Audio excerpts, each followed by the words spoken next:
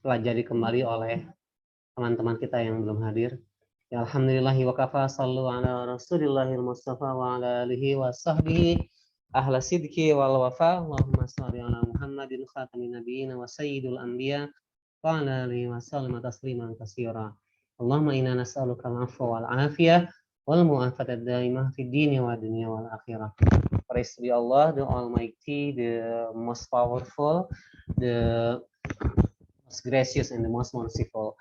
Salawat may reach our Prophet Muhammad sallallahu alaihi wasallam, also his companion, his family, and also us as his ummah. May Allah grant us love and compassion. Yeah, how are you today, class 11, Science 1? Is everyone okay in your class? How many of you in class? How many of you? Berapa orang yang ada di kelas ini? Ya, ada muka akunya.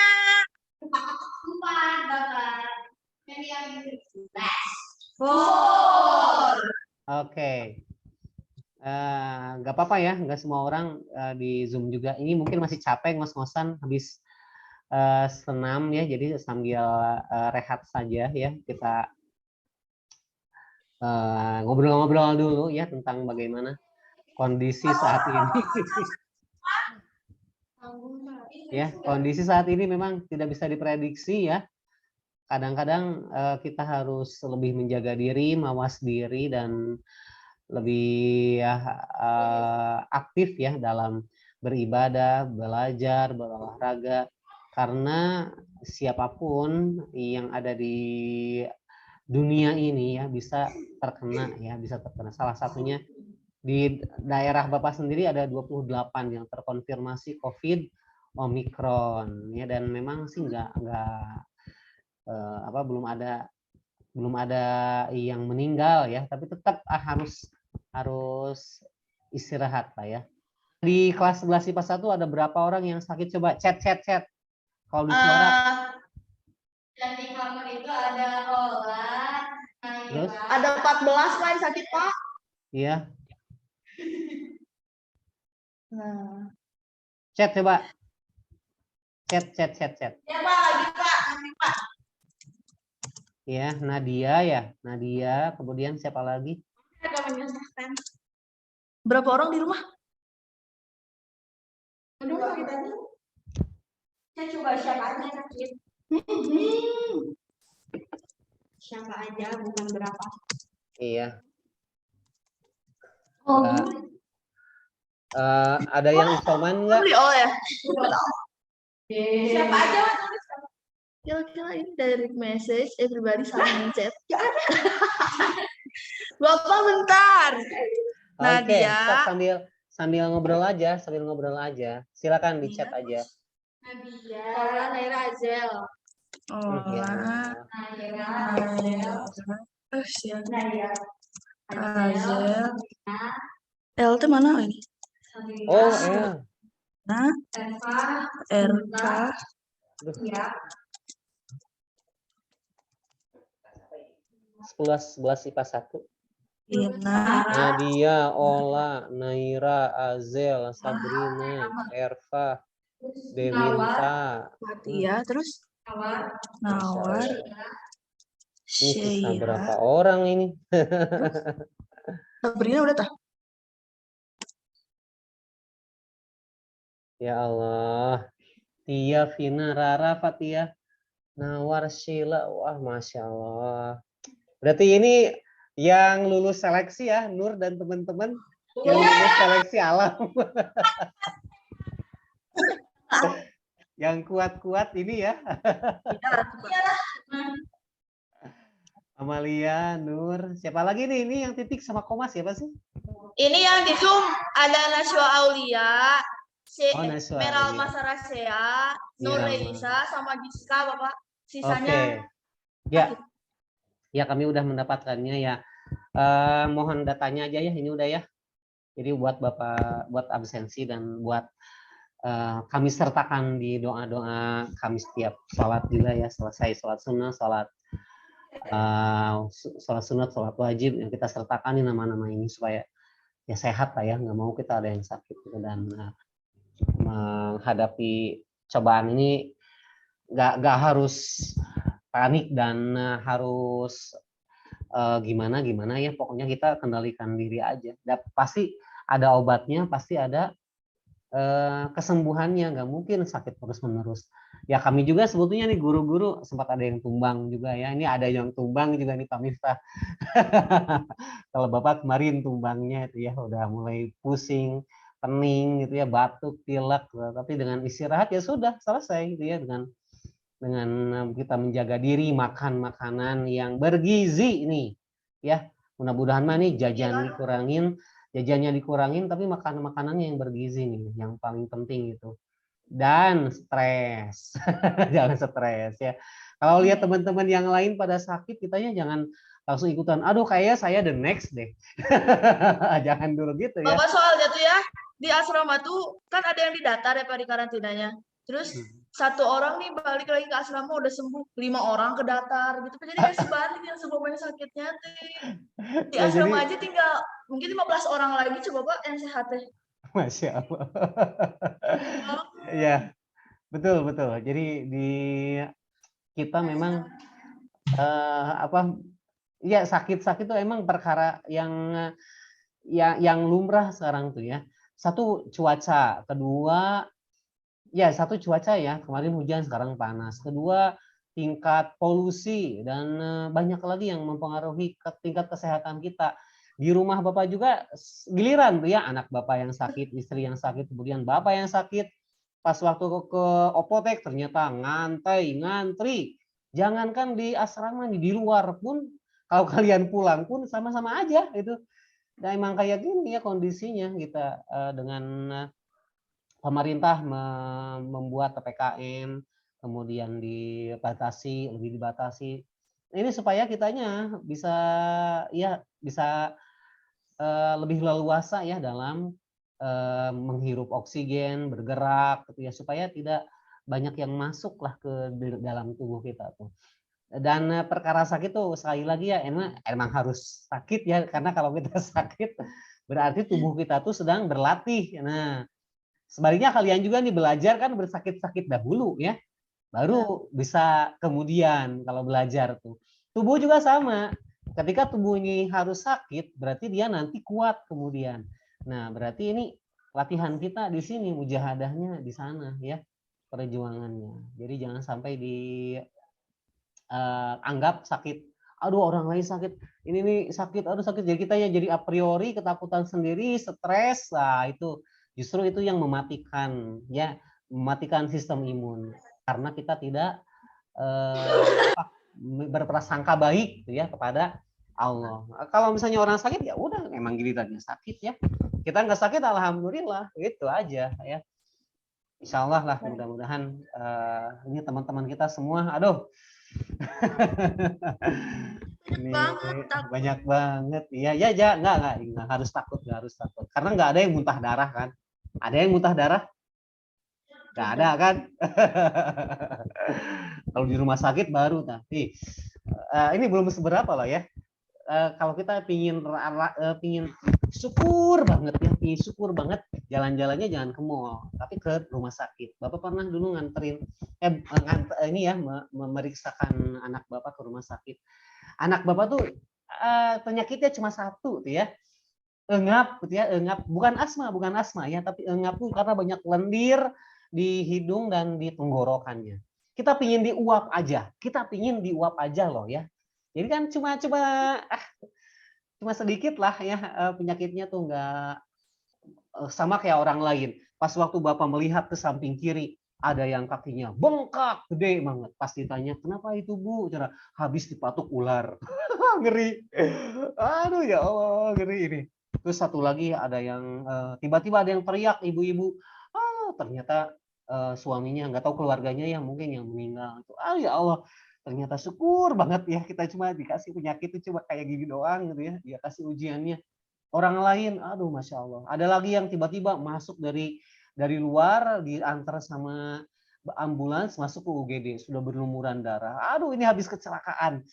ya Allah, ya Allah, ya Allah gitu ya. Syukur banget aja di kita tuh pas satu sakit tuh ternyata lebih bersyukur kita tuh nggak dikasih beban seperti mereka tuh ya. Dibandingkan ya dengan saudara-saudara kita yang lain mungkin yang sekarang berjuang di rumah sakit karena COVID juga dan karena memang usianya juga sehingga memerlukan bantuan-bantuan alat medis tertentu untuk bernafas. Kita mah alhamdulillah masih muda, enak. Bapak lihat juga di keterangan-keterangannya teman-teman kita yang sakit ya di salah satu grup WhatsApp kita, ya cuma meriang, flu, pilek, batuk, sakit tenggorokan itu. Ini alhamdulillah, alhamdulillah. Ya enggak, ya ada panas-panas ya, panas tinggi, tapi alhamdulillah membaik. Berarti ini la yukallifullah lah, tidak akan diberikan beban kita sesuai kecuali sesuai dengan porsinya ya. Kita bisalah melaluinya.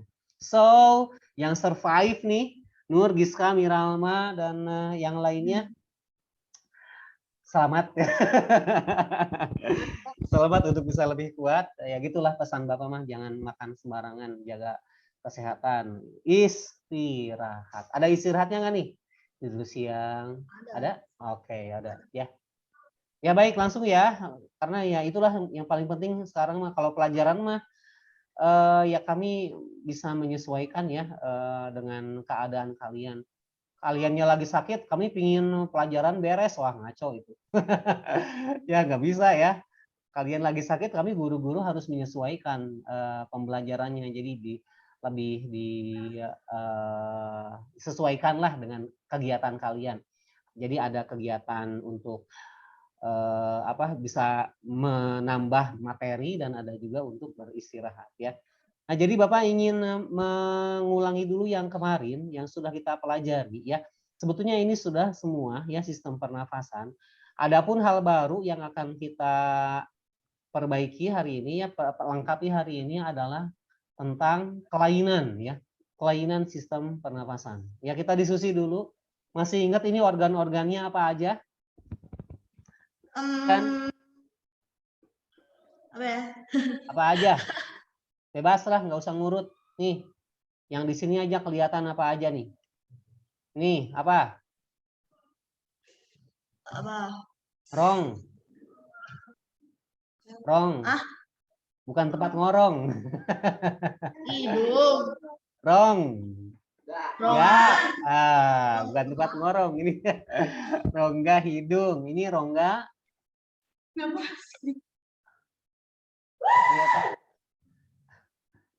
Rongga apa nih? Rongga mulut. Oke, ini apa nih? Yang bercabang?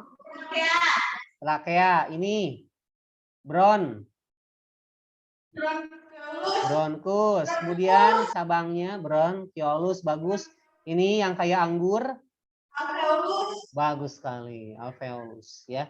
Jadi teman-teman kita yang sedang diuji sakit dengan Omikron saat ini, mereka pasti lagi bermasalah dengan apa? Nih, satu, mengambil oksigen. Tentu saja kalau misalnya kita terserang Omikron ataupun Delta yang banyak banget mengambil nyawa ya. Di kita tuh Delta sampai 12.000 tuh ya se-Indonesia. Kalau Omikron nih baru 100-an ya, jadi nggak ya, dan kebanyakan orang-orang yang udah lanjut usia ya. Nah, ini bermasalah dengan oksigen. Kalau oksigennya kurang, karbon dioksida gimana mau dilepasin coba? Ya, jadi oksigennya kurang, karbon dioksida gimana mau dilepasin kalau bermasalah dengan pernapasan. Nah, jalur pengeluaran. Nah, ini nih. Jadi kalau Omikron tuh dan Delta tuh dia akan banyak mengeluarkan lendir, ya. Oh iya. Banyak lendir, cobain aja ya. Kalau misalnya teman-teman kalian udah sembuh. Ini mau air putih. Nah, ya air putih, banyakkan air putih supaya apa? Supaya melebarkan otot polos. Jadi supaya otot polos itu jadi melebar dan si lendir itu gampang tertelan kembali ya ke saluran ke lambung. Jadi si lendir ini dia harus berkurang. Caranya kayak gitu. Jadi ada uap air ya. Kalau misalnya kita minum air panas tiap pagi tuh di tenggorokan tuh nanti dia bisa mengembang otot polosnya sehingga lendir tuh gampang untuk masuk ke lambung gitu. Nah, kalau misalnya pingin lebih ekstrim lagi kan dulu ada yang menyarankan minum tuh kayu putih gitu ya. Bisa-bisa aja dan emang nggak beracun ya. Tapi kalau kitanya cukup dengan air panas ya, air hangat aja udah nggak usah. Kakak aku Bapak, Gimana? kakak aku hobinya kalau sakit langsung minum kayu putih. Nah, berarti udah bisa dibuktikan nggak beracun kan ya. Boleh, karena nanti si otot polosnya ya, si otot yang ada di trakeanya. Nah, nih si otot polos yang ada di trakeanya dia akan melebar sehingga nanti si lendirnya dia akan keluar. Pasti bermasalah ya. Kasihan. Nggak mungkin ini bicara. Bapak juga kemarin udah mulai nggak enak nih ya, gendeng akhirnya sampai hilang suaranya. Apalagi nyanyi, wah ngaco. Ini siapa Rara kayaknya ya. Aduh lagi kalaulah besok tuh Crown. Udah pas waktu nyanyi teh pada kemana nih suaranya? Bilang diambil Omikron. Iya dihilang sama Omikron ya. Masya Allah. Ya ini karena sistem pertahanannya ini terserang oleh benda asing ya. Jadi apa yang kita lakukan untuk meminimalkan itu semua ya banyak ya yang bisa kita sarankan untuk diminum di asrama, di cottage ya untuk isoman. Berbeda kan porsinya ya. Kalau misalnya hanya sekedar sakit tenggorokan, oh ini ada obatnya. Dan kebanyakan kita ingin madu dan Baca madu nggak ya. itu? Kita pinginnya kita herbal aja Aku lah. udah baca itu semua. Iya. Jadi supaya nggak terlalu banyak zat kimia yang masuk ya. Oke, ini sudah ya. Nah, ini sudah hidung, fungsi hidung dan lain-lain. Kemudian kemarin teh Bapak sudah menjelaskan ini belum? Udah ya? Udah. Udah ya? Oke, berarti ini sudah ya tekanan-tekanannya, transport dan pertukaran gas. Kalian bisa mendapatkan slide ini di quizzes yang kemarin Bapak siapkan ya. Nah, sekarang Bapak ingin kita konsentrasi ya. Kita konsentrasi ke gangguan sistem pernafasan ya. Di sini ada tuberkulosis, ada faringitis, difteri. Nah, kalau tuberkulosis TBC apa yang kalian ketahui coba? Tuberkulosis. Oh, penyintasnya tuh. Di sini ada penyintasnya nih ya. Tuh, nih Pak Irfan. Bapak. Gimana dulu Pak? Pas. Ya, nih ada penyintasnya nih, ya Pak Irfan, kemudian kakak Bapak sendiri ya TBC dulu. Dan itu obatnya kan 6 bulan. 1 hari lewat ya, ulangi lagi dari awal. Masya Allah, ini TBC. Karena sampai stadium berapa ya 3 itu udah muntah darah. Bapak TBC bisa sembuh nggak Pak? Bisa, ya. Kakak Bapak sembuh, Pak Irfan sembuh. Jadi bukan hanya gara rokok loh, ya. Pak Irfan nggak ngerokok. Pak Irfan tuh nggak Ini ngerokok. Pak Irfan keren TBC. banget. Gak ngerokok kayak, oh my god. Iya Pak Irfan tuh nggak ngerokok. Kakak Bapak mah ngerokok dia, ya dari sejak SMA gitu. Pas waktu mau menikah itu juga ya, aduh Masya Allah, langsung TBC ya. Dan akhirnya itu obat, 6 bulan beres, akhirnya sehat. Dan sekarang badannya lebih kuat karena udah nggak ngerokok, olahraga tiap hari, udah sehat gede badannya ya. Pas waktu lagi TBC, waduh itu yang namanya kayak tengkorak tuh ya, si daging tuh bersatu dengan tulang. Kemudian pas waktu tidur aja ya kakak Bapak tuh tidur dia. Kemudian batuk, langsung bangun itu. Kenapa bangun? Sakit, ngap. Jadi pas waktu tidur aja dia kesiksa gitu. Gimana mau tidurnya coba? Bisa nggak tidur berapa hari itu TBC. Nah di sana. Jadi Bapak harapkan kalian bisa menjaga jangan sampai ya kita juga nggak ngerokok pun bisa ya Pak Irfan tuh karena beliau sama kayak Bapak ya di pasar keluar malam kedinginan. Nah kedinginan juga sama bisa TBC dan nggak pakai masker dulu tuh karena ya haredang ya kita bawa barang lah kalau di pasar mah. Nah gitu TBC. Nah kemudian yang kedua faringitis. Faringitis Ada faring, ada laring. Faring itu rongga hidung, ya. Rongga hidung faring itu. Nah, jadi ini ngitis. Artinya di rongga hidung ini dia bengkak, ya. Inflamasi. Wah, panas banget di rongga hidung itu. Gatal, panas, dan segala macam yang dia rasakan. Bapak, sinus gimana? Gimana? Di sini nih. Sinus. Ah, Di ini sinus. nanti Bapak sebelah hidung. Alhamdulillah. Yang mau cerita tuh udah diduluin. Terima kasih. Sinusitis itu adalah rongga di dalam tengkorak, ya. Sinusitis itu jadi rongga di dalam tengkorak yang berada di sekitar hidung. Jadi di hidung ini tuh ya ada beberapa rongga yang kosong. Ya, rongga yang kosong ini buat apa? Tentu saja buat menyimpan udara. Nah, kalau ada cairan di sinusnya, ya, kalau ada cairan di sinusnya, maka nanti akan berpenyakit yang namanya sinusitis. Faringitis sama aja. Ya, hampir sama lah. Faringitis dengan sinusitis. Jadi di sana tuh sakit, dindeng, kemudian inflamasi kayak terbakar, ya itulah ya. Yang itu biasanya bakteri ya, biasanya bakteri dan virus lah yang menyerang. Nah gitu. Kemudian yang ketiga sekarang, difteri. Nah ini difteri ini sebetulnya penyakit lama yang sudah hilang. Ya, difteri ini sekali lagi penyakitnya lama dan seharusnya sudah hilang. Tapi karena banyak orang yang nggak mau imunisasi, kalian pernah diimunisasi nggak di SD? Pernah, sering. Nah, disuntik tangannya sebelah mana? Kiri, kanan. Nah, kiri. Ada kiri, ada kanan ya. Nah, ada kiri, ada kanan. Jadi kalau misalnya kita ingin yakin sudah diimunisasi, ada kiri dan ada kanan. Kiri DPT, kanan BCG. Ya, sekali lagi. Tulisin supaya hafal.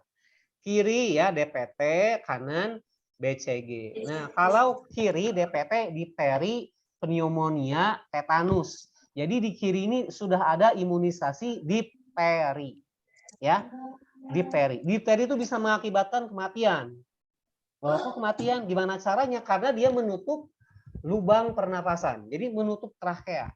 Kita kan di sini punya amandel ya. Iya, kita kan di sini punya amandel kan ya. Punya amandel nih di kiri kanan ini nih. Kalau kita lagi sakit, biasanya amandelnya kan bengkak, ya bengkak itu, karena dia ada sistem imunitas di sana, ya ada amandel di sana bengkak, ada imunitas di sana. Kalau difteri si amandelnya dia bengkaknya sampai menutupi tenggorokan. Bayangkan, gimana kita mau napas? Nah, itu difteri. Sudah hilang. Ya. Waktu itu ada kelas aku ya, sinus. Ya. Terus yang di sebelah hidungnya tuh bengkak gitu, Bapak kasihan tahu. Ya, betul. Kan inflamasi tadi. Inflamasi, perasaan seperti terbakar. Kebayangkan kalau terbakar gimana tuh? Terbakar kan pasti bengkak ya. Jadi kayak kita lah di tangan ada yang gigit sama nyamuk kan langsung melandung ya, bengkak. Sama di sini juga. Ini merah-merah rongga hidung bagian dalam, sinusitis bengkak. Nah, gitu. Bapak, tapi itu ya silakan. Sinusnya bisa dioperasi. Bapak juga dioperasi apa nih? Ya kalau sinusitis berarti dia harus dikeluarkan cairannya. Nah, bisa dengan ya bantuan obat tentunya ya. Kalau misalnya secara fisik belum perlu lah, karena memang cairan ini seharusnya mah ada, tapi dalam jumlah yang sedikit. Jadi dikasih obat untuk merangsang supaya si cairan yang ada di dalam hidungnya keluar atau masuk ke tenggorokan dan tertelan ya, masuk ke lambung, hancurin gitu bersama dengan bakterinya. Oke gitu sinusitis ya. Kan amandel kalau udah dari dua-duanya itu suka ada yang operasi aja diambil amandel. Nah, oke, amandel sekarang. Difteri yang tadi ya. Ya, kalau misalnya sampai menutup lubang pernafasan, kan dia nggak bisa nafas. Bayangkan tuh. Gimana caranya? Ya itu pasti dioperasi. Ya, pasti dioperasi. Amandelnya diambil. Ya. Jadi dia amandel tuh nanti dia jadi kan ada kiri kanan nih. Ketika dia menutup lubang pernafasan, berarti si apa namanya tuh ya, ada pipa tuh ya. Jadi kalau kita mau simulasi membedah ya, itu kan nanti ada pipa yang nanti masuk ke tenggorokan. Ngeri ya. Dan kitanya harus dalam keadaan pingsan. Kalau misalnya dalam keadaan sadar, wah itu sakit banget ya, bisa muntah berkali-kali itu. Jadi kitanya berada dalam keadaan tidak sadar, dimasukkan pipa oksigennya ke trachea kita ya, ke tenggorokan kita, kan sakit tuh lumayan, apalagi dalam kondisi dioperasi. Baru tuh amandelnya dicabut ya, operasi. Dan itu kan tidak sadarnya pun bisa berlangsung berhari-hari ya. Difteri ya, tolong nih, imunisasi, usahakan anak kalian kalau misalnya nanti punya anak, kalau keluarga ya, kalau ada imunisasi itu ya ikutan, jangan a priori ketakutan, ngapain imunisasi, udah anak saya mah nggak apa-apa, nah jangan kayak gitu ya, ikutan aja. Ini imunisasi kemarin kita vaksin 2 kali, katanya ada booster 3 kali, walau alam ya, kita belum tahu ya gimana ceritanya. Yang jelas kalau itu maslahat, manfaat, ikuti ya. Nah itu difteri. Nah sekarang yang ketiga, pneumonia. Nah ini nih Bapak cerita kemarin kan, kalau paru-paru tuh tidak boleh ada makanan yang masuk ya. Kalau ada makanan masuk ke tenggorokan, apa yang terjadi? Apa maksudnya? Kemarin gimana?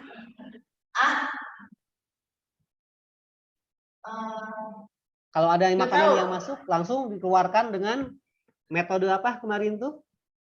Batuk. Nah, batuk, tersedak, iya. Ya, bukan terdesak. Ya, tersedak. Jadi dia si makanannya respon, refleks ya, langsung dikeluarkan. Nah, langsung harus keluarkan karena ada lendir di sana. Tetapi andai kata ada satu nasi aja yang masuk ya. Nasi lewat ke tenggorokan, kemudian dia masuk ke paru-paru. Nah, di sana di paru-paru tuh sebetulnya kan ada makrofag ya. Makrofag tuh sistem imunitas. Otot ketarik. Nah, jadi sistem imunitas. Ketika nanti si nasi ini busuk, sebetulnya bisa dilahap habis sama makrofagnya ya. Sistem imunitas. Tapi ternyata kalau ada bakteri yang hidup di sana, ya bisa hidup di sana dan akhirnya menginfeksi bagian paru-paru ya. Nah, inilah yang akan mengakibatkan pneumonia ya. Ini Radang paru-paru gitu. Oke, ada kanker paru-paru. Nah, ini kalau kanker berarti ini udah ini ya nggak bisa ditolong nih. Bapak kalau kena kanker tuh sama sekali nggak bisa sembuh, apa masih ada kesempatan sembuh? Oke, benar. Di paru-paru kalau kanker tertentu ya begini nih. Hidupnya misalnya di bronkus, dia masih bisa hidup. Tapi kalau hidupnya di alveolus, ini bisa kemungkinan dia tidak, ya bisa dihitung lah. Bisa dihitung. Karena gini, kanker tuh ketika dia menginfeksi satu sel, dia akan melahap sel-sel lainnya yang sehat. Gitu kanker tuh. Jadi kalau misalnya satu sel udah diinfeksi, nah sel-sel yang sehat yang lain itu nanti bisa tertular. Jadi kayak penyakit menular kanker nih. Artinya si dokter nih biasanya dia kalau udah terindikasi kanker bisa dihitung. Anda kalau misalnya nggak mau dioperasi, kesempatan hidup Anda hanya setahun, 2 tahun, 3 tahun, nah gitulah bisa dihitung ya kalau kanker. Nah ini balik lagi ke kitanya ya, nggak mungkin kanker ini ada dalam tubuh kita kecuali, saya lagi nih ya, kecuali ada pemicunya. Pemicunya tuh apa? Zat kimia. Ya. Nah, bukan virus, bukan bakteri, ya kanker tuh. Jadi pemicunya adalah zat kimia. Nah, jadi kalau ada zat kimia berbahaya masuk ke dalam tubuh dan dia mengalir bersama dengan darah, ya. Dan nanti akhirnya masuk ke paru-paru. Zat kimia tuh ada loh yang bisa masuk langsung ke paru-paru atau ke bagian tubuh lain juga bisa. Kayak merkuri ya. Merkuri itu yang bisa dipakai di kosmetik. Berarti merkuri kalau buat kulit bisa kanker kulit ya Pak ya? Boleh, nggak boleh. Sekarang juga kosmetik nggak boleh pakai merkuri, ya. Kan ada tuh merkuri tiba-tiba kulitnya jadi kanker kulit, merah-merah gitu. Iya, terus nanti tuh jadi ada kayak bintik hitam gitu. Nah, nggak boleh sekarang tuh. Jadi apalagi kalau kemakan, ya. Nah, jadi kita juga bahan makanan, bahan pengawet, tahu tempe juga emang nggak lepas lah dia dari pengawet kayak formalin. Formalin kan zat kimia, ya. Tahu tempe ini kalau tidak pakai formalin dia gampang rusak loh. Jadi gampang banget untuk hancurnya gitu. Akhirnya para pedagang yang curang, yang culas ya, yang dikutuk diwailul lil mutaffifin. Nah, ini nanti dia akan dia akan menambahkan formalin di makanannya. Nah, ini nih ya harus hati-hati kita juga ketika sebelum mengkonsumsi makanan. Kalau misalnya mau masak tahu tempe, cium dulu apakah ada bau menyengat di sana. Jadi bau menyengat Kalau seperti menyengat tuh pasti ada zat kimianya, Pak. nah, itu ciri-cirinya. Emang sudah tidak sakit di kulit karena udah dibasuh oleh air ya si tahunya, si tempenya. Tapi kalau ada bau menyengat di sana, nah itu berarti dia pakai formalin. Itu pun kalau kemakan sama kita kanker. Itu. Dan yang ketiga, junk food. Jangan disangka itu KFC, McD, kemudian yang lainnya juga ya. Tidak menyumbangkan kanker, itu kanker semua itu. Loh kok zat kimianya dari mana? Tahu nggak gimana cara prosesnya itu? Pernah lihat nggak cara memproses ayamnya supaya renyah sampai kulit-kulitnya? Sampai tulang-tulangnya itu. Pernah lihat Disuntik nggak? nggak sih, Pak? Assalamualaikum Nadia. Alhamdulillah bisa bergabung. Nadia sehat ya? Alhamdulillah, Pak.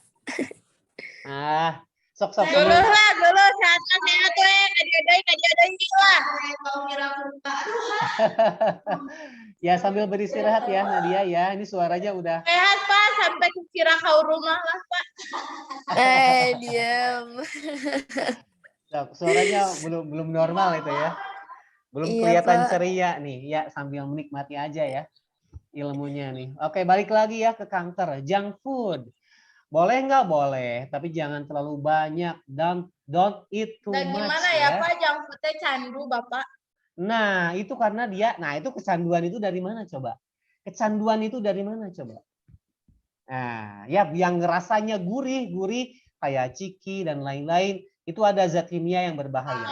Nah, ini pernah dengar nggak Bapak tahu ini? bumbu atom nggak, Bapak? Iya gimana, Nur? Bapak tahu bumbu atom nggak? Iya, tahu. Nah, itu tuh Bapak cek tuh. Apa tuh? Pernah dengar nggak itu? MSG Apa? asin yang bikin Enak bodoh. banget, Bapak, itu kalau digadoin kayak enak tuh. Iya, Pak. Iya, enak banget karena dia mengandung monosodium glutamat. Oke. Ini memang dalam konsentrasi yang kecil perasa penggurih ini ya, MSG ini jadi rasa gurih ini dia memang tidak berbahaya. Tapi apabila dikonsumsi dalam jumlah yang sangat banyak, sodium ini nama ilmiahnya, nama unsur kimianya natrium. Natrium pernah lihat nggak unsur natrium tuh gimana bentuknya? Itu kayak besi loh. Natrium ini kayak besi. Kayak besi itu. Jadi kalau misalnya dia ditakol ya, kita ditakol sama natrium benjol. Tapi ada tapinya nih. Tapi kalau dibelah sama pisau itu seperti roti. Hebat ya? Oh iya. Jadi natrium ini nih, unsur sodium ini besi, tapi kalau dibelah sama pisau dia kayak roti dibelahnya. Artinya apa? Sodium ini logam. Logam itu tidak bisa tidak bisa seluruhnya diserap oleh tubuh kita, ya. Memang kita membutuhkan natrium dalam kadar tertentu ya, kadar tertentu. Dan sisanya pasti bakal disimpan di hati, ya. Nah, ketika disimpan di hati, Simpan di hati mah tuh. Manis so sweet, Bapak. Simpan di hati mah tuh Nadia, Bapak. Nih Caca itu mah nyimpen mantannya, Pak. Wah, udah sehat nih kayaknya ya. Oke, betul. Bapak, tapi kenapa kalau di Google mah kan natrium teh keluarnya bubuk. Berarti itu teh besi dibubukin gitu. Betul sekali. Ya, jadi natrium ini kan ada serbuk besi.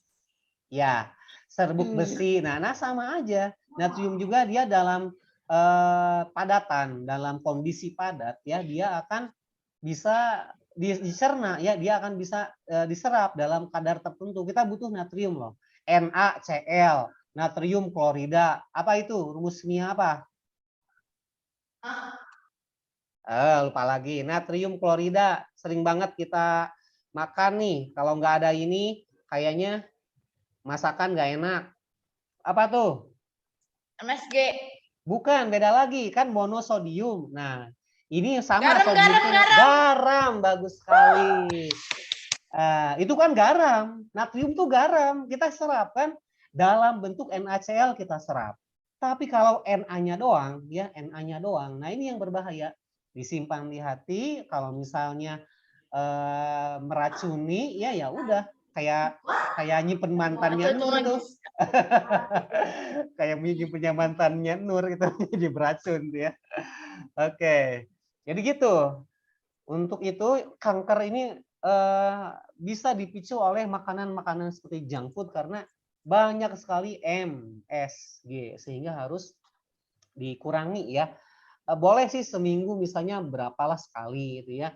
Jangan sampai setiap hari. Dan mie. Nah, ini sini mie karena itu kami sangat restricted banget dengan mie. Ya, ada bahkan dibuat undang-undangnya oleh pengasuhan ya. Itu berapa kali bisa mengkonsumsi mie itu karena ngeri banget ya kalau lihat di mie itu apa saja yang mereka tambahkan. Untuk mengawetkan, untuk mengeraskan itu tidak mudah loh mengeraskan mie itu. Perlu beberapa zat kimia tertentu yang berbahaya memang yang akhirnya dibuang memang, tapi nanti akan terendap ya di mie tersebut. Karena itu mie juga mau doremi Indomie, super mie, doremi ya. Bapak Doremi. Nggak ada ya. Oke. Apapun itu jenisnya silakan ya diperhatikan apabila kita mengonsumsi mie apalagi yang ladanya tuh aduh rasa zinja yang mie dari Korea tuh yang diiklanin sama si Siwon tuh zinja cina pedes banget apa sih kemarin teh namun sih Pak anu dimakan musik Kangadan kabari mie apa tuh teh pedes banget Jajangmyeon. ya itu betul. Aduh. Bapak jajangmyeon mah manis. Nggak tahu apa ya. Tapi rasanya meni panas banget itu. Dan kalau yang kayak gitu, itu ya tolong bisa dikondisikan lah. Memang kita derajat kekuatan untuk menahan pedas, kemudian dan lain-lain itu kan berbeda-beda. Tapi tetap ke tubuh kitanya nanti ada efeknya. Itu ya. Kanker. Jadi kalau kanker sekali dia menginfeksi satu organ, dia bisa beralih ke organ lain karena dia terbawa oleh saluran peredaran darah ya. Dia akan terbawa mau di tangan, mau di kaki, wah itu bisa kemana-mana. Oke lanjut ya. Ini kanker nih udah. Hiperkapnia, ada hipoksemia. Nah ini hiperkapnia, hipoksemia. Nah ini berhubungan dengan volume udara pernapasan yang bisa kita ambil. Kalau hiperkapnia artinya dia si udara pernapasan yang kita ambil itu berkurang dari biasanya ya. Jadi dia berkurang dari biasanya. Ketika misalnya ada 500 ml yang bisa kita hirup, nah dia hanya 300. Ini biasanya kondisi ini ketika di tempat-tempat dingin ya. Hipoksemia. Nah, ini untuk kondisi dingin nih. Jadi kita tuh seperti yang ngap padahal ada di kondisi dingin. Ya kalian rasain aja kalau ada di dekat kulkas kan udara tuh seperti terhalang ya oleh kondisi dingin. Nah, itu hipoksemia. Atau tercebur ke air beku misalnya ya. Ini banyak sekali kejadiannya ya di Swiss, Switzerland dan daerah-daerah yang memang dekat kenapa Bapak itu nggak boleh? Ya, kita jadi tercebur ya masuk ke danau yang beku. Nah, itu hipoksemia. Jadi pas waktu kalau tidak tenggelam ya, dia tidak tenggelam. Jadi hanya beberapa saat aja tercebur. Diambil itu kondisinya dalam keadaan menggigil. Oh, itu menggigil. Karena dia pori-porinya dimasuki oleh udara dingin secara tiba-tiba. Dan kita kan hewan berdarah panas kan ya. Kita tuh kan termasuk yang berdarah panas gitu. Jadi kita tidak bisa menyesuaikan suhu secara cepat. Jadi harus bertahap suhunya tuh menyesuaikannya gitu. Jadi ini langsung tercebur kondisi dingin, langsung kita menggigil. Kalau dibiarkan dalam kondisi lama bisa mati kedinginan. Bagaimana cara mengobatinya? Ya, nah kalau hipoksemia, pertama kita dibungkus oleh biasanya tuh pernah lihat nggak kayak aluminium foil, tapi bisa kayak selimut gitu. Pernah lihat nggak? Aluminium foil, tapi dari selimut, ya. Nah Pernah, itu tuh. pernah. Nah Itu itu. diliatin sama itu guru pramuka Kang Dedi. Nah itu untuk kalau misalnya kita ada di gunung ya dalam kondisi dingin tercebur, nah itu obatnya. Jadi pertama kita harus dilindungi dulu oleh selimut ya dari seperti Aluminium foil. aluminium foil sehingga suhu tubuh kita tidak hilang dengan cepat ya. Jadi kita nanti bisa naikin suhu tubuh pelan-pelan, pelan-pelan, pelan-pelan. Yang keduanya minum air hangat ya, mau teh hangat, mau apapun lah yang bisa menghangatkan tubuh kita. Itu nggak harus pakai obat kimia. Yang ketiganya istirahat. Istirahat karena nanti tubuh kita dia akan banyak berkeringat ya, menyesuaikan suhu tubuh nih akan banyak berkeringat ya. Kalau terkena hipoksemia nih buat kalian yang suka naik ke gunung atau misalnya terkena ya tercebur lah di air yang dingin, nah itu nanti terkena hipoksemia. Asfiksia Bapak kurang tahu, silakan di searching. Nah kemudian penyakit pulmoner obstruktif menahun. Nah oke. Jadi penyakit pulmoner ini penyakit yang ada di paru-paru tapi dia bertahun-tahun seperti asma ya. Nah, asma nih. Ini menahun loh. Sebetulnya kalau kalian asma pas kecil, dewasanya tuh sembuh. Gitu seharusnya ya. Jadi kalau misalnya asmanya dari kecil seharusnya pas dewasanya sembuh, kecuali beberapa kasus. Pak, gimana? Asma? Iya, si istri. Oh, berenang. Berenang. Nah, itu. Jadi masing-masing berbeda ya. Dari mana asal asmanya tuh? Tiba-tiba terkena asma ya. Dan asma pun tidak harus takut juga ya ini kehilangan napas. Enggak. Selama kita berdetak ya jantung ini dan kita misalnya pasokan udaranya sedikit ya. Tapi ada udara residu kan ya yang ada di dalam paru-paru kita. Itu tidak akan berbahaya ya. Tidak akan berbahaya. Jadi pengobatan untuk asma kayak gimana? Biasanya dengan memakai oksigen atau misalnya alat bantu ventilator. Kalau misalnya udah nggak bisa napas banget ya, masuknya ventilator. Tapi kalau misalnya masih enak mah oksigen aja. Udah oksigen selesai. Dan bisa sembuh, nggak masalah ya. Tapi ini nih kalau menahun sampai tua, nah biasanya dia karena ada fungsi dari paru-parunya ya yang tidak berfungsi dengan baik nih. Bisa dari bronchiolusnya, bisa dari alveolusnya yang mengakibatkan penyakit ini terus-menerus ada.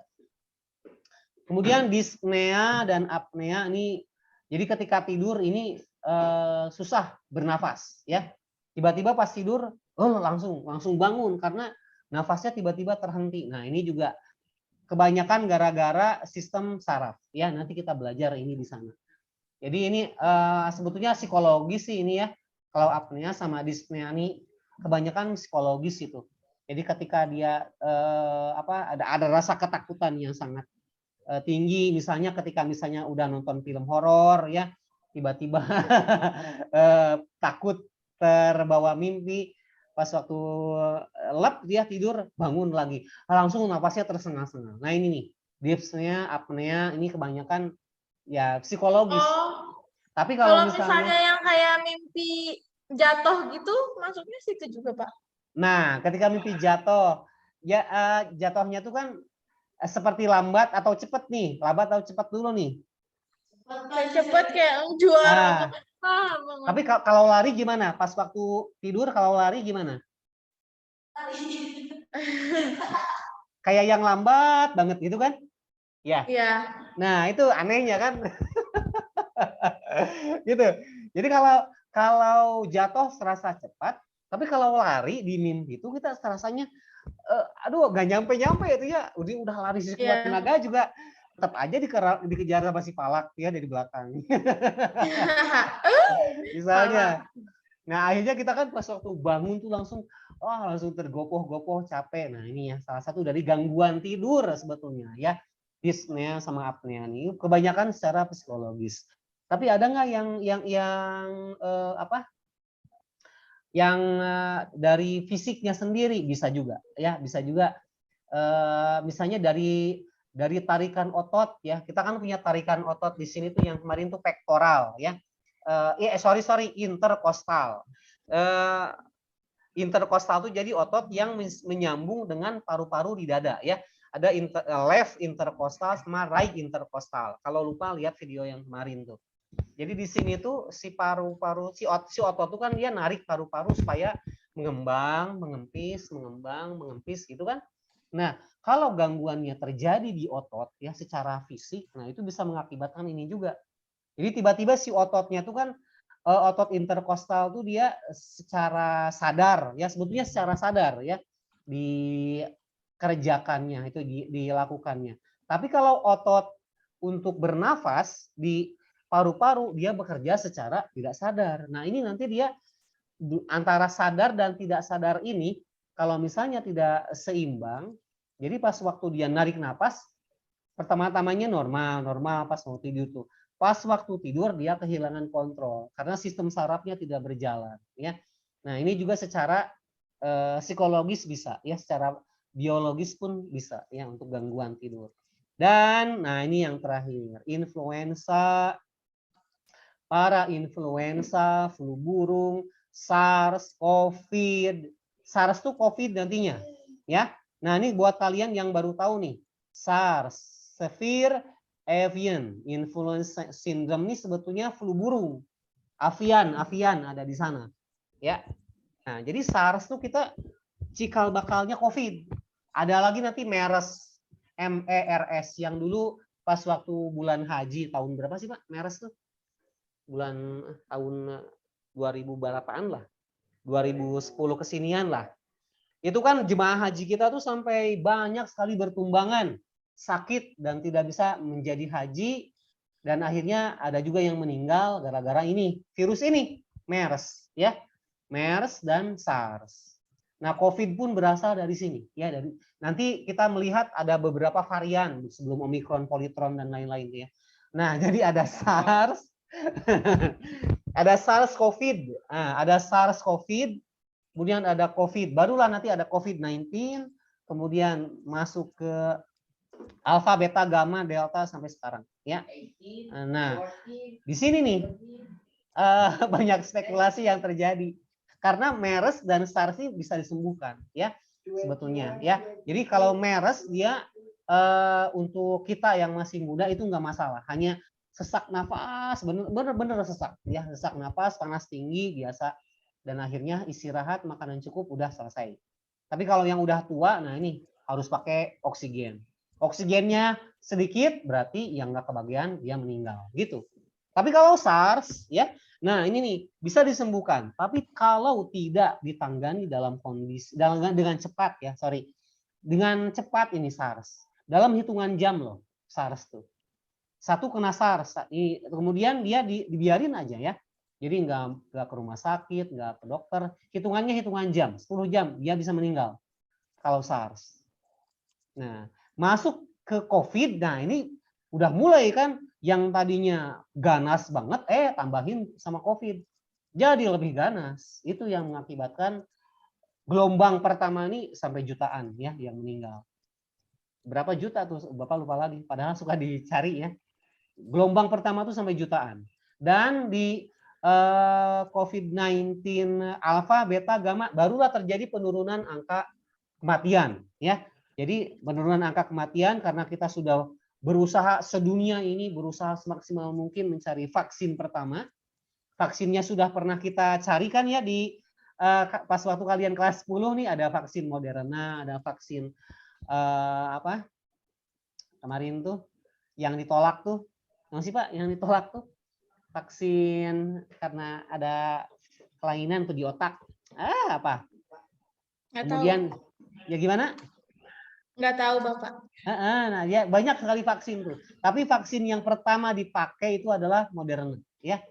Nah, yang lain-lainnya ini berarti masih dalam tahap penelitian. Dan ada obat yang mahalnya luar biasa.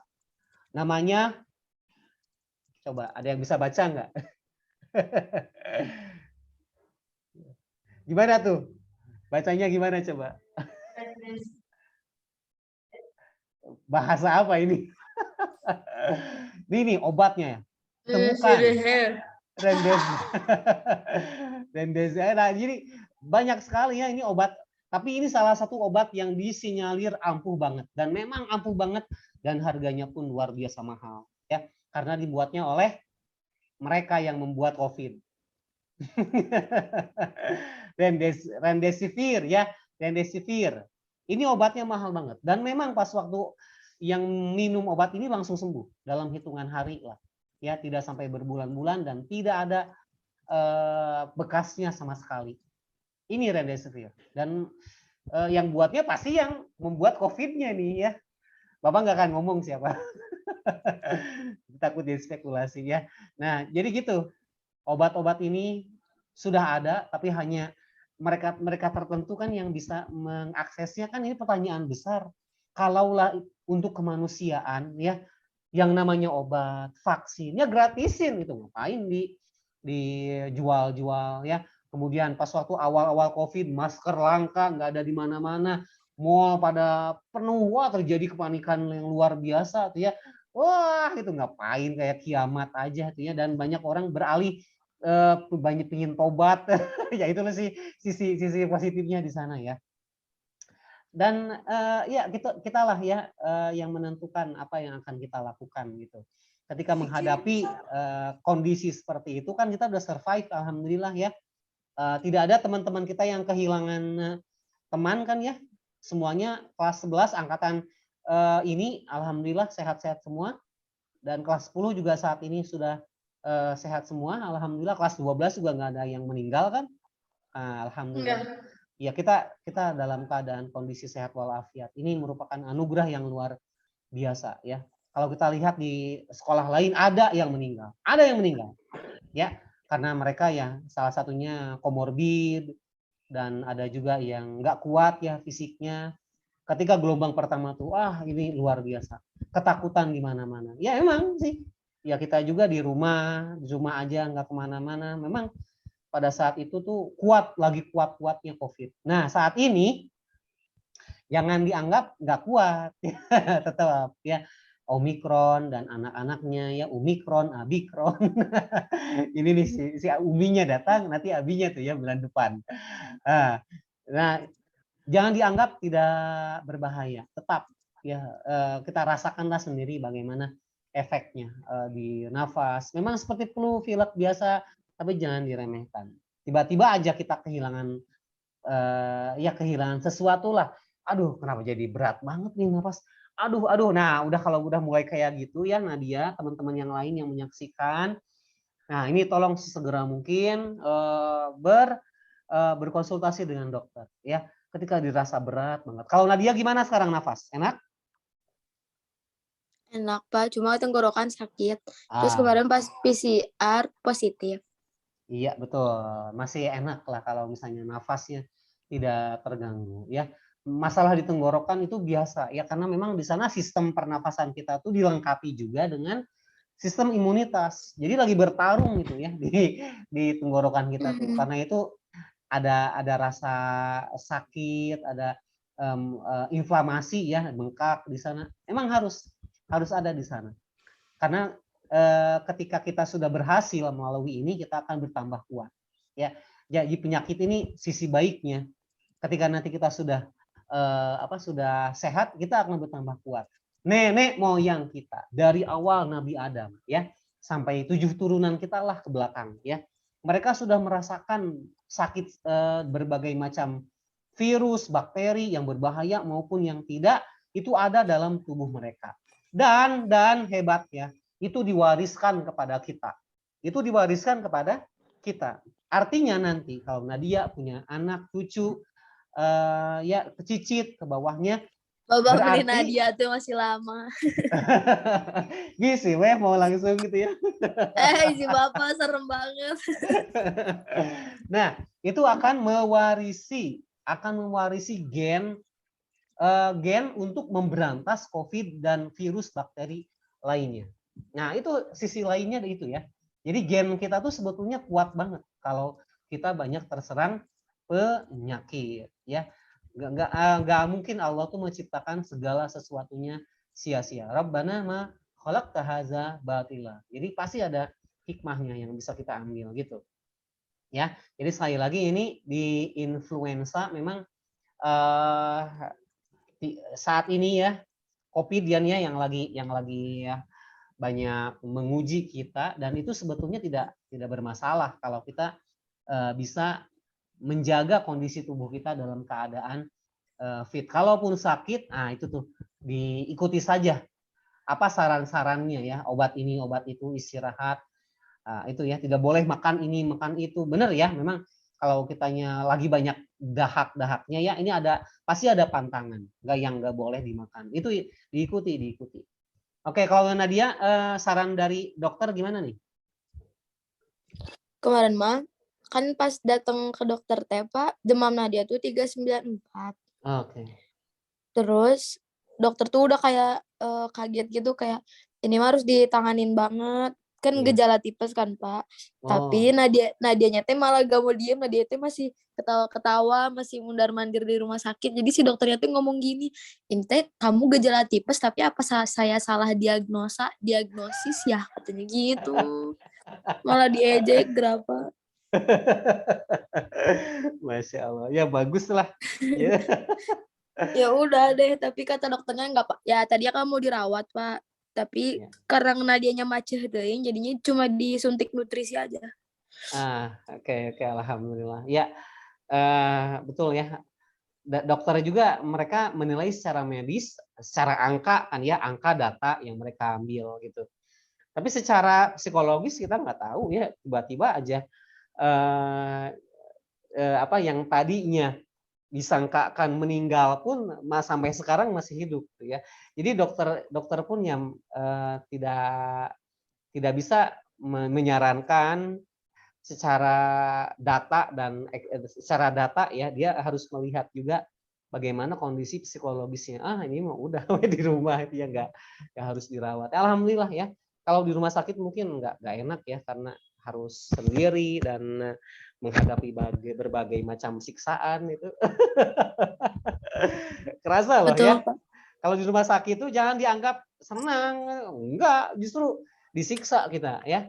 Pertama diambil darah, diinfus, meskipun kita nggak ngapa-ngapain loh, kita tuh nggak ngerasa apa-apa, tapi diinfus. Itu buat apa nginfus coba? Buat kunci. Itu Bapak baru ngerti itu ya. Gimana sistemnya rumah sakit udah emang itu prosedur, dan itu emang nggak bersalah, dan emang itu prosedural ya, diinfus. Padahal kitanya masih makan, masih minum gitu. Obat, lagi tidur bangunin, obat. Janganlah. Kalau misalnya kita Bapak masih bisa. Ngunci gimana maksudnya? Gimana? Ngunci gimana maksudnya? Oh iya, jadi kitanya nggak bisa kemana-mana gitu. Jadi misalnya kita pingin pulang, gitu ya. Udah saya mah kondisinya udah bagus. Nah, lalu diperiksa sama dokter. Nanti ya sore pulangnya, atau nanti ya besok ya pulangnya.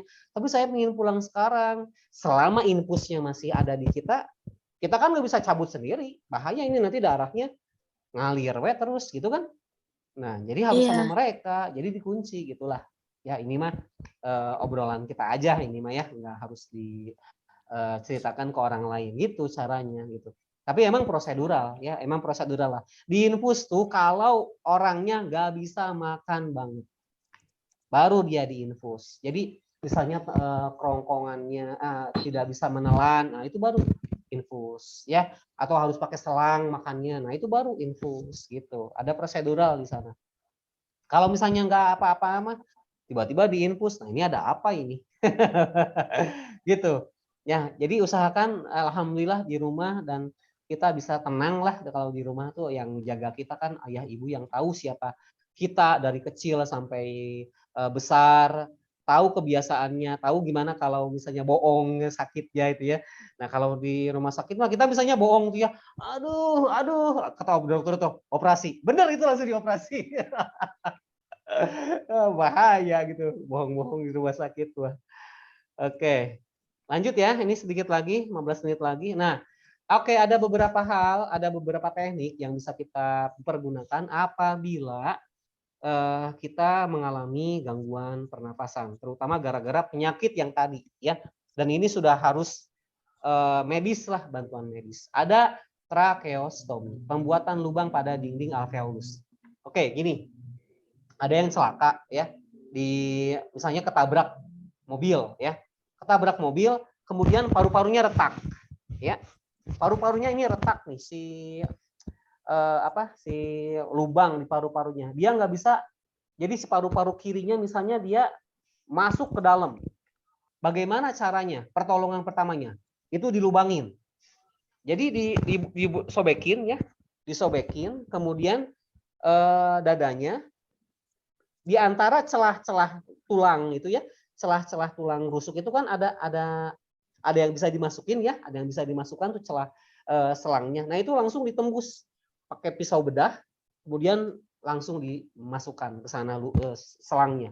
Dan akhirnya dia bisa bernafas kembali. Nah, itu namanya tracheostomy. Itu pertolongan pertama. Ya, jadi di lubang pada dinding alveolus. Gitu. Kalau misalnya ada yang tertimpa sesuatu ya, kemudian kena ke bagian dada dan dadanya nih seperti retak ya.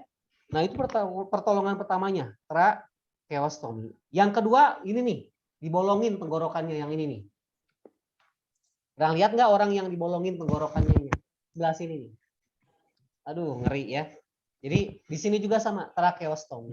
Jadi kalau misalnya di sini ya, kitanya terhalang oleh difteri tadi ya, penyakit difteri yang menghalangi lubang tenggorokan. Udah nggak bisa napas, pertolongan pertama itu yang harus dilakukan adalah potong ini ya, bukan dipotong tenggorokannya ya, tapi dibuat lubang sedikit, kemudian masukkan selang sehingga kita bisa bernapas. Kan ngeri. Itu orang yang ngerokok nggak sih, Pak? Seperti gitu ya, seperti iklannya orang merokok kan ya, iklannya orang merokok tuh dia udah banyak sekali plek-plek yang menghalangi trakeanya, tenggorokannya, sehingga dia ketika bernapas kesulitan. Ya udah we buat lubang di sini. Nah, itu tracheostomy. Ya, mau ya ngapain. Nah, kemudian yang kedua pulmotor. Nah, ini alat untuk melakukan pernapasan buatan. Nah, ini mah orang yang tenggelam biasanya langsung dikasih pernapasan buatan. Kan biasanya suka maut ya, jadi kayak ciuman gitu ya. Nah, sekarang mah di ambulans tuh udah disediakan alat namanya pulmotor. Jadi kayak pipa lagi sehingga dia tidak langsung mencium si pasiennya ya. Kan geleh juga ya. Nah, jadi pakai alat pulmotor. Coba kita cari nih alatnya ya. Dihilangin. Nah, jadi pulmotor nih alatnya mana coba? Kelihatan ya di Google. Jadi alat untuk membantu pernapasan buatan. Oke, pulmotor mana-mana. Ada mesinnya enggak? Ada yang punya, ada yang enggak ya. Nah, mana-mana alatnya. Nah, ini nih. Jadi untuk memberikan pernapasan buatan. Nah, ini alatnya lama. Sekarang mah ada yang canggih banget mana ya? Yang canggih itu, wah ini alat-alatnya udah lama nih. Nah, yang ini nih ya. Tapi kalau di ambulan tuh mana ya? Nah, ini nih pulmotor ini nih yang suka dipakai di ambulan-ambulan. Jadi kalau misalnya ada yang udah tenggelam perlu pernapasan buatan, nggak usah langsung pakai mulut sekarang mah. Nah, di ambulan sudah disediakan ya. Tinggal masukkan aja ke mulut, kemudian nanti bisa terhirup oleh si pasiennya sendiri. Nah ini. Kemudian apalagi nih? Terapi oksigen. Pemberian oksigen melalui peralatan emergensi. Ya. Ya seperti anak bapak ya yang kedua ini ketika bukan asma, bukan ya, karena sekarang juga udah sembuh. Kalau asma mah mungkin masih bawa sampai dewasanya gitu. Jadi untuk membersihkan lendir, nah itu terapi ya, terapi oksigen. Oksigennya pun disesuaikan suhunya sesuai dengan suhu tubuh kita. Jadi ada hangat-hangatnya di sana. Ini terapi. Dan buat orang tua yang sudah mulai berkurang fungsi paru-parunya, nah itu diberikan terapi oksigen. Kalau kita orang muda, gimana ya terapi oksigennya? Mungkin setelah berolahraga berat ya biasanya nih, berolahraga berat, kemudian kitanya sempoyongan, pingsan. Nah, di tempat-tempat fitness biasanya disediakan. Nah, disediakan ini terapi oksigen sehingga nanti kitanya tidak akan habis napasnya. Oke, terakhir terapi oksigen hiperbarik. Nah, ini pemberian oksigen 100% kepada pasien di dalam ruangan hiperbarik ya, bertekanan lebih tinggi. Ini buat pasien yang memang udah berat banget lah ya. Udah berat banget ini nafasnya. Nah, ini hiperbarik ya. Jadi si oksigen itu kan sebetulnya dia murni ya, murni O2 nih yang bisa meningkatkan langsung fungsi metabolisme dalam tubuhnya.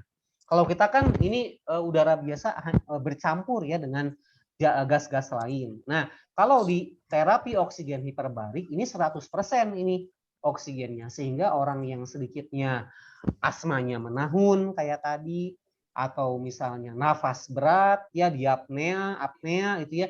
Nah, itu bisa terbantu dengan terapi oksigen gitu. Oke, ada yang ditanyakan silakan. Ada kalau nggak salah di sini. Silakan, ada yang mau ditanyakan terapi oksigen hiperbarik. Nah itu tuh ya. Kalau nggak salah ada. Gambarnya ada ruangan tertentu khusus dan alatnya ya. Nah ini tuh biasanya buat orang tua atau yang memang punya penyakit pernafasan menahun. Nah ini nih terapi oksigen hiperbarik kayak di di ruangan lagi, di kapsul ya, enak lah sampai tidur dia.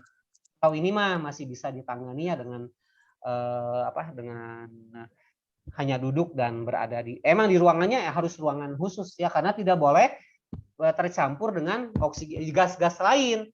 Ada gas-gas lain tuh apa? Kan banyak ya, helium, neon, krypton itu kan gas-gas juga ya yang di golongan 8A tuh. Heboh negara Arab karena apalah xenon, renon, nah itu kan gas-gasnya. Itu tercampur. Kalau ini oksigen murni. Oke, sampai sini. Ada pertanyaan? Oke, kalau tidak ada berarti kita selesai ya. Sistem pernafasan alhamdulillah sudah selesai, dan kita nanti di sesi berikutnya akan lanjut ke sistem ekskresi ya, atau sistem saraf ya. Dan kita prioritaskan aja yang mana yang lebih penting dan sering keluar di UTBK ya, ujian. Oh ya, by the way kalian nanti bulan Maret ada apa sih? AKM, Pak, AKM? Oh iya, ada AKM. Iya, buat kelas 11. Jadi kami harus mempersiapkan kalian nih. Mudah-mudahan mah materinya ya yang kelas 11 bisa ya, ke tanggalnya dan lain-lainnya nanti diinformasikan kemudian. AKM-nya enggak semuanya. Apa Enggak, semuanya? enggak semua. Kan dia acak tuh siapa aja bisa. Jadi kami Eko. Eko, iya. Aduh, yes. Mau cari mantan, Nur? Yes. Enggak. Oke. Enggak boleh lah, Pak. Masih kecil, Pak. Masih kecil, bagus sekali. Oke, mohon bantuannya. Thank you for your attention, and it's a great way for us learning biology and merasakan bagaimana ya kondisi saat ini dengan biologi ini. Erat banget ya, kalau sakit, COVID dan lain-lain pasti ngomongnya biologi lagi. Oke, terima kasih atas perhatiannya. Boleh dong dinyalakan kameranya. Oke, Nadia, kalau lagi berhalangan boleh, nggak ada. Ayo sini dulu. Sini dulu dong, ngumpul dulu dong. Siapa aja nih yang kuat-kuat? Gelap Waduh. banget sih, jelek banget sih kameranya dulu. Gimana? Irama? Giska? Oh, udah. Oke. Baik. 1, 2. Lucu banget. Enggak, oke. Terima kasih atas perhatiannya. Mohon maaf atas segala kekurangan. Sehat ya. Stay happy, stay healthy, and stay happy. Akhir kalam. Assalamualaikum warahmatullahi wabarakatuh. Waalaikumsalam warahmatullahi wabarakatuh. Makasih Bapak. Makasih Oke, Bapak. sama-sama. Sehat-sehat semua di asrama, di rumah Nadia. Amin. Ya, Makasih Bapak. jangan mikirin crown dulu. Bentar lagi Pak. Oke, sehat ya.